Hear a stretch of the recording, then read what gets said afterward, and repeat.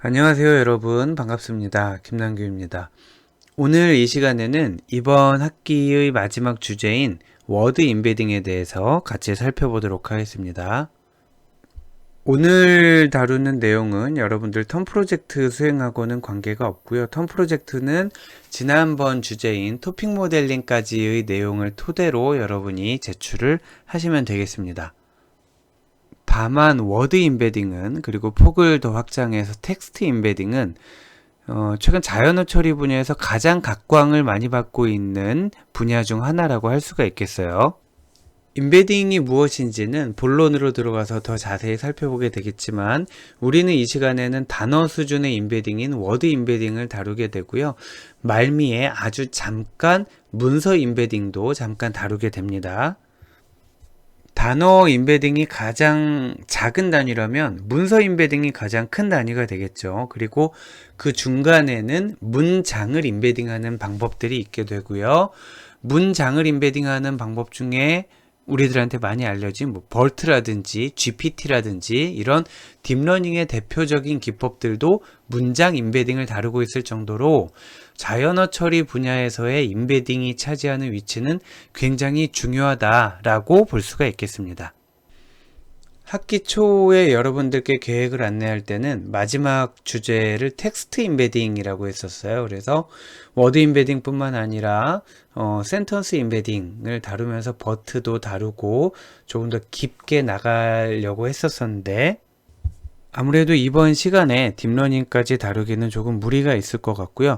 다만 그 철학, 즉 추론을 통해서 자연어를 이해하는 게 어떤 과정을 통해서 이루어지는지 아주 넓은 범위에서의 그 철학까지는 우리가 다루어 보는 것이 좋을 것이라고 판단을 해서 이번 마지막 주제로는 워드 임베딩, 구체적으로는 이제 워드 투백이라는 알고리즘을 살펴볼 텐데, 그래서 워드 임베딩에 대해서 그 개념과 실제를 살펴보는 것을 이번 시간에 목표로 하겠습니다.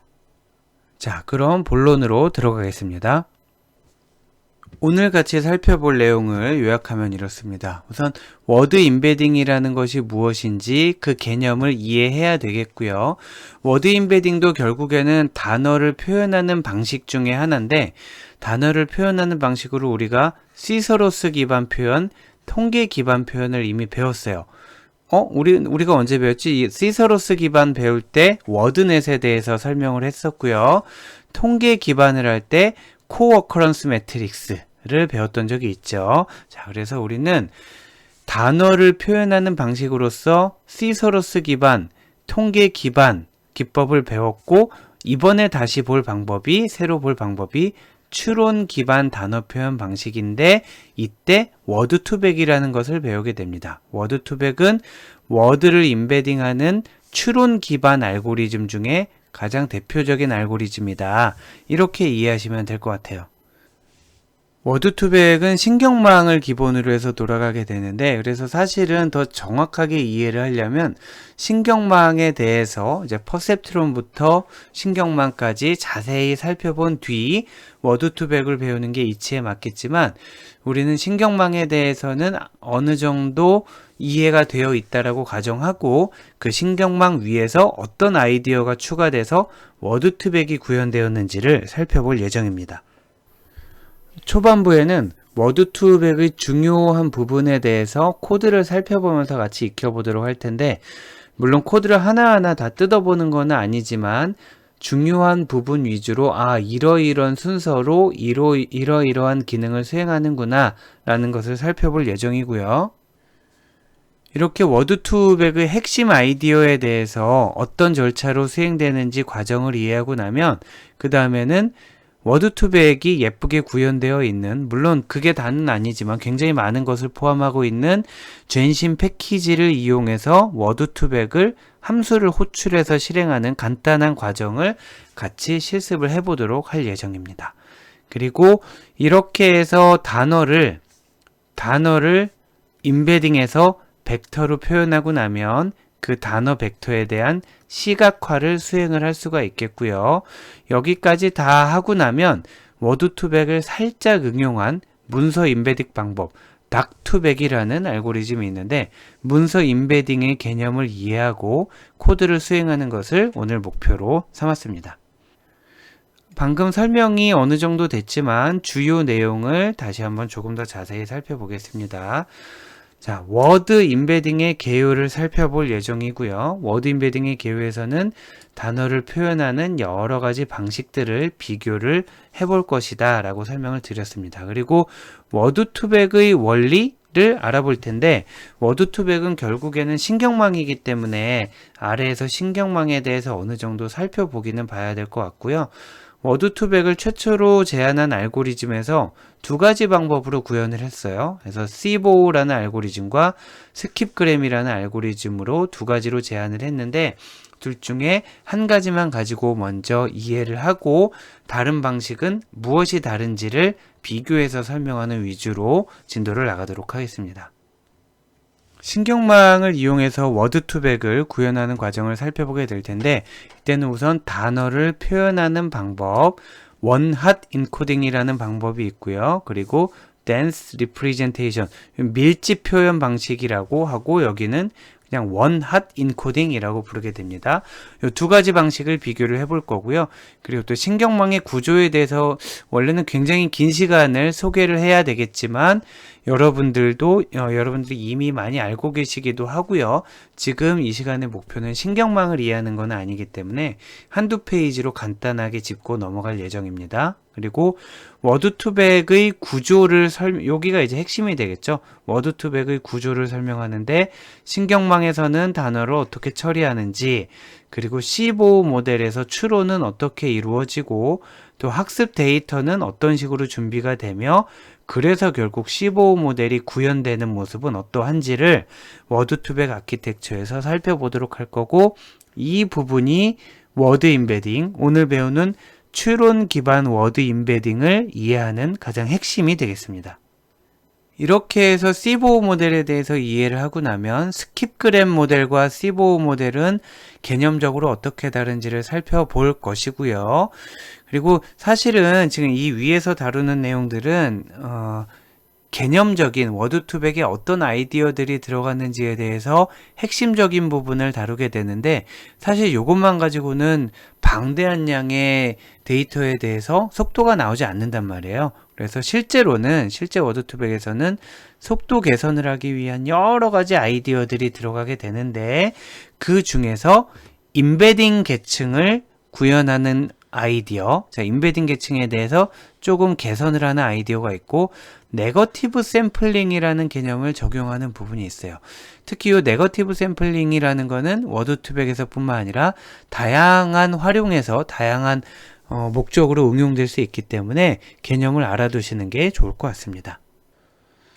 자, 이렇게 해서 워드2백의 핵심 아이디어에 대해서 코드 수준으로 이해를 하고 나면 물론 코드를 다 뜯어보는 건 아니지만 핵심 코드 수준으로 이해를 하고 나면 그 다음에는 우리가 이미 만들어 놓은 패키지가 있는데 그거를 굳이 우리 거를 사용할 필요는 없잖아요.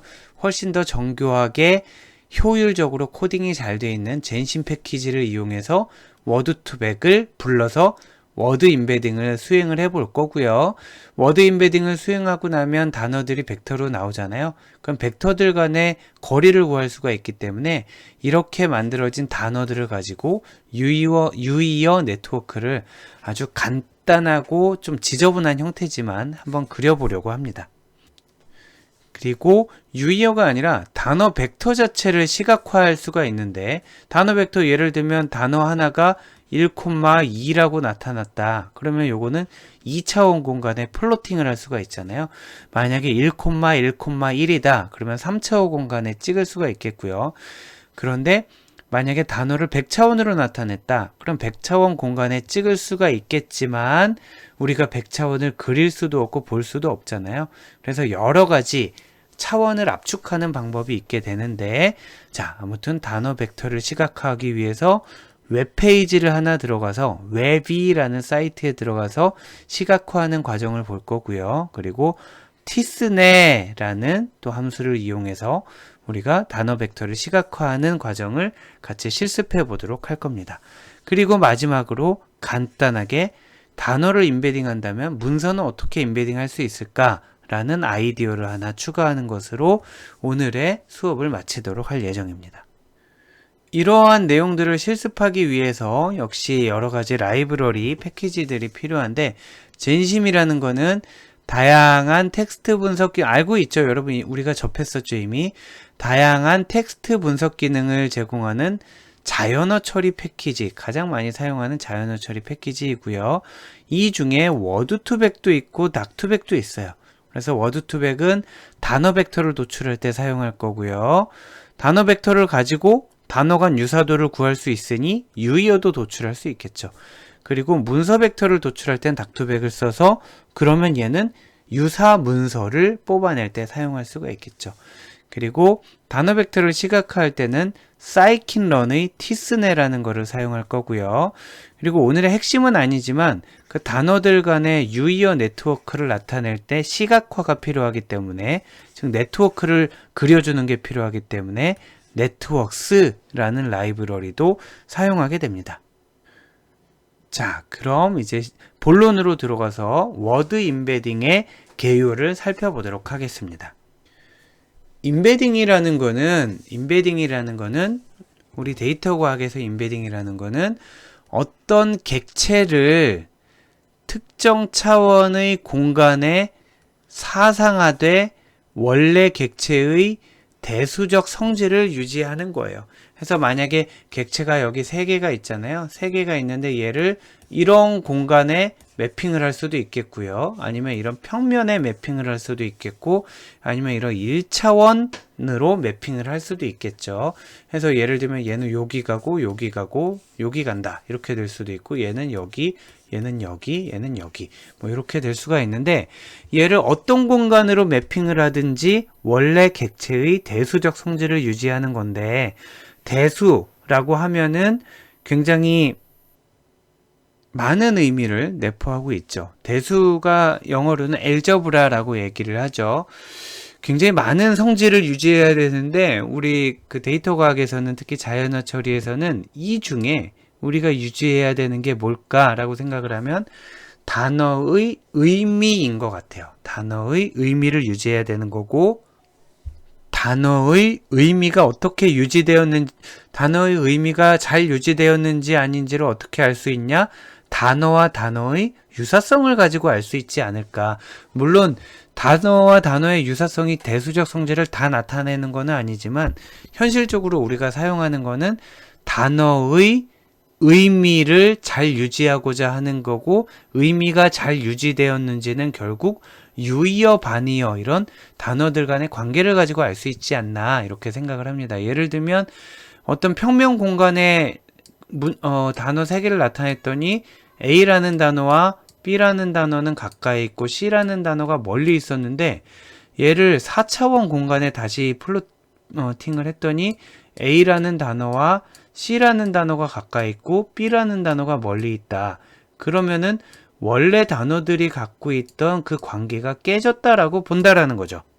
자, 그래서 일단 정의는 이렇게 쓰되, 자, 정의는 다시 어떤 객체를 특정 공간에 매핑시키는데 원래 객체의 대수적 성질을 유지하는 것이다 라고 쓰되, 우리는 뭐라고 해석을 하게 되냐 하면, 공간을 여러 공간을 이동해 가면서 객체들을 플로팅 했을 때 그 객체들 간의 상대적인 거리가 유지되는 거다 라고 보시면 되겠습니다. 상대적인 거리가 유지된다라기보다 상대적인 거리가 유지되게끔 플로팅한 게 잘한 임베딩이고요. 상대적인 거리가 흐트러졌다 그러면 잘 못한 임베딩이다 라고 생각하시면 되겠어요. 그리고 실제로는 지금 이론적으로는 어떤 객체를 공간에 매핑만 하면 임베딩이잖아요. 그런데 실제로는 다 임베딩은 아니고, 원래는 고차원인데 걔를 저차원으로 표현했을 때 우리가 임베딩이다 라는 말을 많이 쓰게 됩니다. 예를 들면은 단어, 문서, 행렬 우리 봤었죠. 단어, 행렬 다 봤었단 말이에요. 근데 얘네가 봤더니 차원이 어마어마하다라는 거예요. 예를 들면은 단어 문서 행렬을 볼 때 만약에 문서가 100개가 있고 단어가 100만 개가 있다. 그럼 100 곱하기 100만의 매트릭스가 있잖아요. 그럼 요 100만 개의 단어 하나하나를 벡터로 나타내면 100차원으로 나타낼 수가 있었겠죠. 만약에 단어 행렬이었다. 코어 커런스 매트릭스였다. 그러면 100만 곱하기 100만이잖아요. 그러면 단어 하나를 나타낼 때 100만 개의 차원이 필요하게 되죠. 아무튼 단어를 100차원으로 혹은 100만 차원으로 나타냈으니까 어떤 공간에 매핑한 거는 맞잖아요. 자, 그러면 얘도 워드 임베딩이 맞긴 맞다라는 거예요. 단어를 어떤 기준에서건 그리고 몇 차원이 됐건 공간에 매핑을 했으면 워드 임베딩이 맞긴 한데 실제로는 그렇지 않고요. 고차원의 벡터를 저차원의 벡터로 표현하는 것을 임베딩이라고 하는 게 실제입니다. 다시 정리하면 어떤 객체를 벡터로 나타내면 걔 자체가 임베딩이 되는 건데 실제로는 걔네를 다 임베딩이라고 하지 않고요. 고차원 벡터를 저차원으로 표현했을 때 주로 임베딩이라고 한다. 이렇게 얘기를 하시면 되겠습니다. 자, 방금 봤던 이그젬플을 다시 보면 단어 하나가 만약에 100만 차원의 벡터로 되어 있는데 단어 하나가 100만 차원의 벡터로 되어 있는데 얘를 20차원으로 압축을 했다. 그러면은 얘가 고차원에서 저차원으로 왔으니까 임베딩인데 이 벡터가 단어를 나타내고 있으니까 임베딩은 임베딩인데 워드 임베딩이다. 이렇게 이해를 하시면 될 것 같아요.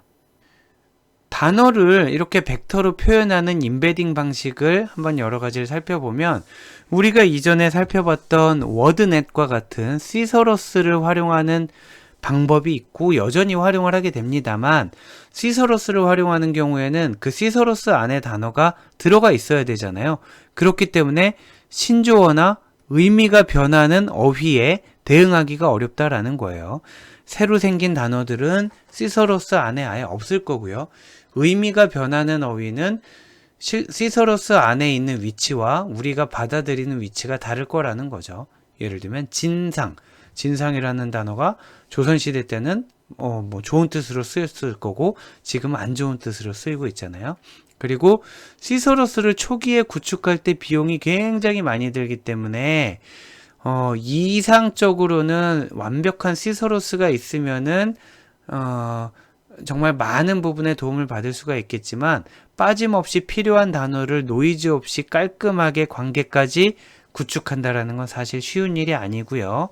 그리고 동일한 단어라도 문맥에 따라서 미묘하게 다르게 의미로 사용될 수가 있단 말이에요. 앞뒤에 어떤 단어들이 오는지에 따라서 이 단어가 이 뜻으로 해석될 수도 있고 다른 뜻으로 해석될 수도 있기 때문에 이런 것들이 시서러스 기반 기법의 한계다. 즉 시서러스를 기반으로 해서 단어를 벡터로 표현하는 방식의 한계다. 이렇게 이해하시면 되겠습니다.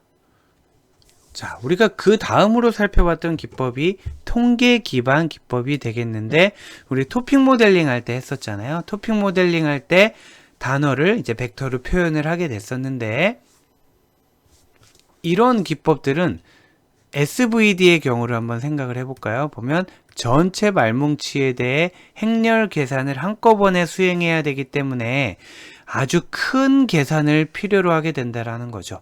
아주 거대한 행렬에 SVD를 적용해야 하는 계산의 현실적인 어려움이 있다. 물론 차원을 축소하는 그런 과정이 있지만 그 과정 자체도 큰 계산을 필요로 한다라는 거죠.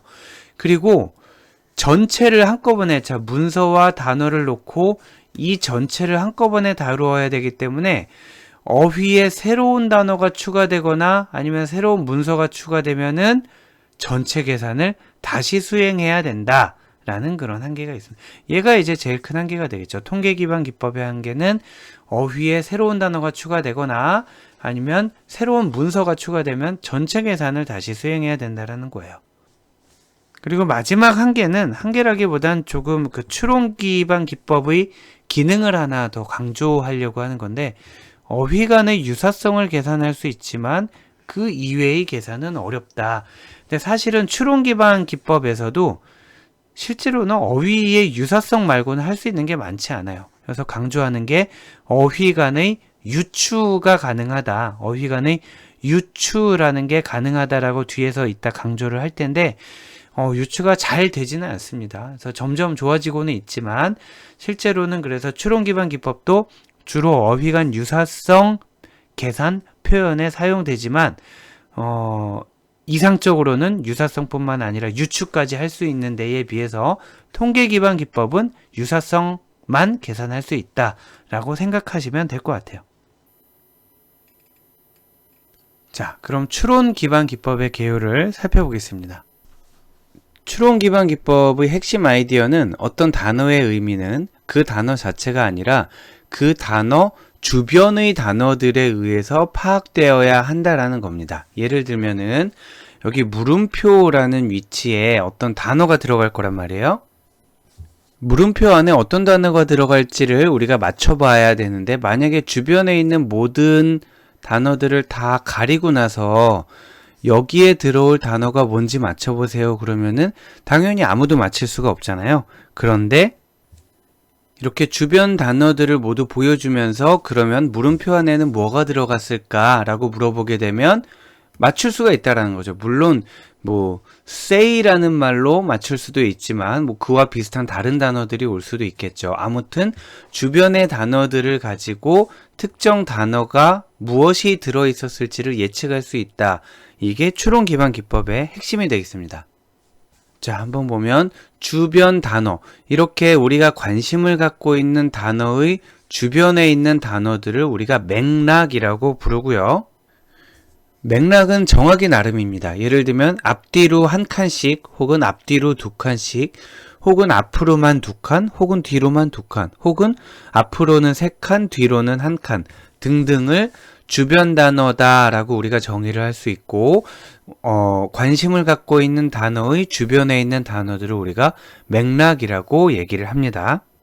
그런 다음에 신경망이 맥락 정보를 입력받아서 각 단어의 출력 확률을 출력하는 거예요. 예를 들면 신경망에 지금 맥락이 U하고 굿바이 두 개로만 돼 있다라고 가정을 해볼게요. 관심 단어의 왼쪽 한 칸, 오른쪽 한 칸이 맥락이라고 가정을 해보면 신경망에 U와 굿바이라는 입력을 집어넣어서요. U라는 입력, 굿바이라는 입력을 집어넣어서 여기에 과연 어떤 단어가 나올 수 있을까를 신경망에 집어넣는다라는 거죠. 신경망에는 신경망이 지금 알고 있는 단어가 총 이렇게 7개밖에 없었다라고 가정을 해볼게요. 그러면 학습을 통해서 신경망의 반복 학습을 통해서 U라는 단어와 굿바이라는 단어가 입력으로 들어가면 타겟으로 나올 수 있는 단어가 U가 나올 확률이 이만큼, say가 나올 확률이 이만큼, 굿바이가 나올 확률이 이만큼이라는 거죠.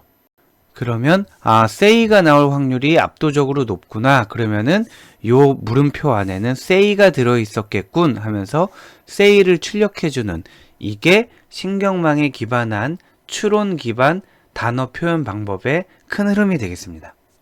전체 흐름을 다시 보면 우리가 궁금해하는 관심 단어 주변에 있는 단어를 맥락이라고 하고요.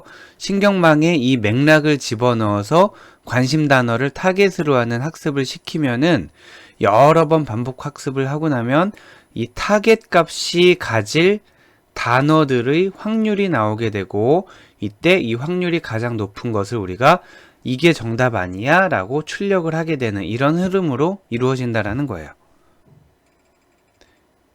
네, 그럼 추론 기반 기법의 장점을 한번 살펴볼게요. 추론 기반 기법의 장점은 아까 통계 기반 방법, 통계 기반 단어 표현 방법과 비교를 해서 살펴보면 좋을 것 같고요.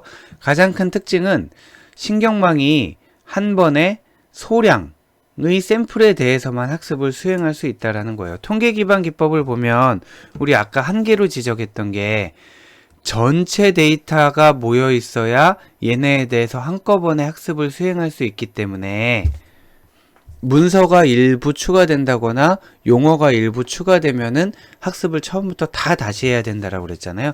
전체를 한꺼번에 하는 거를 우리가 배치, B-A-T 배치 프로세스라고 하잖아요. 전체를 한꺼번에. 하지만 추론 기반 기법은 전체를 한꺼번에 하지 않고요.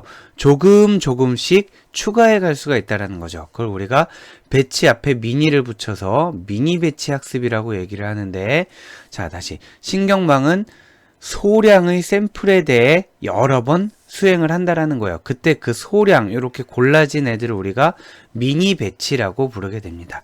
자, 다시 설명드리면 신경망이라는 거는 결국 가중치 값을 정하는 그런 과정이다 라고 보시면 되겠고요.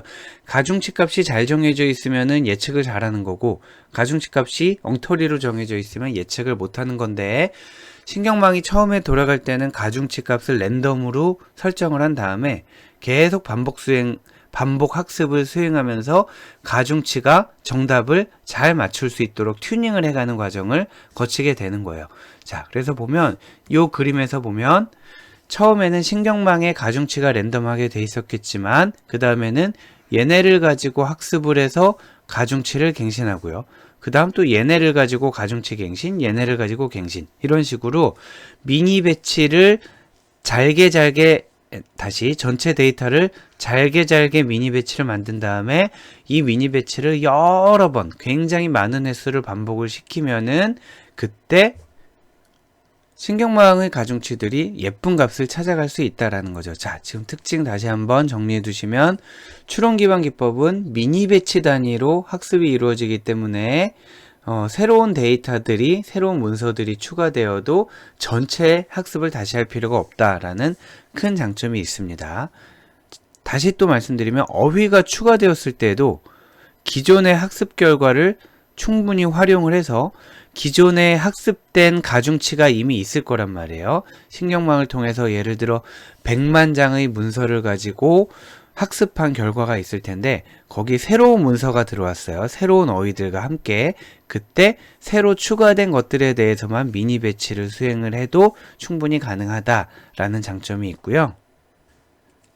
아래에서 말씀드리는 부분이 유추에 해당하는 부분입니다. 일반적으로는 단어를 벡터를 표현하고 나면 유사도 분석을 많이 하게 되는데 추론 기반 기법의 경우에는 유추라는 연산을 수행할 수 있게 돼요. 예를 들면 킹에서 맨을 빼고 워먼을 더하면 퀸이 나온다. 이렇게 보면 조금 어려운데 만약에 얘를 이항을 한다라고 해보세요. 여기 워먼이 이항을 한다라고 보면은 자 이렇게 되면 킹 빼기 맨은 퀸 빼기 워먼이다. 이렇게 될 수 있잖아요. 킹 빼기 맨은 퀸 빼기 워먼이다. 이렇게 될 수도 있고요.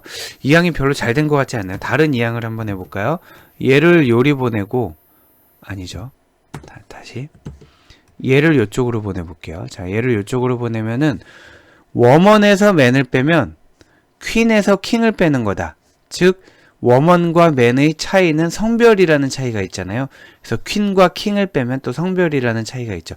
이런 식으로 유추 연산을 수행할 수 있다는 건데 굉장히 제한된 데이터셋에 대해서 충분히 많은 학습이 이루어진 경우에 유추가 잘 되기도 하고요. 이따가 여러분 실습 때 한번 해보면 신기하네, 잘 되네 라는 이그젬플도 있을 거고요. 이건 뭐야 라는 엉터리도 있을 건데 아무튼 추론 기반 기법을 통해서 이런 유추 연산도 수행할 수 있다라고 이해하시면 되겠습니다. 자, 지금 설명드린 내용을 다시 한번 요약하면 통계 기반 기법과 추론 기반 기법의 차이를 비교를 해보면 통계 기반은 단어의 유사성에 초점을 맞춘 거고요. 추론 기반은 단어의 유사성뿐 아니라 유추, 자, 여러 단어들 간의 복잡한 패턴도 인코딩 했다라고 차이를 비교를 하시면 되겠고 가장 큰 차이는 말뭉치 전체, 통계 기반은 말뭉치 전체에 대해 한꺼번에 학습을 하는 거고요.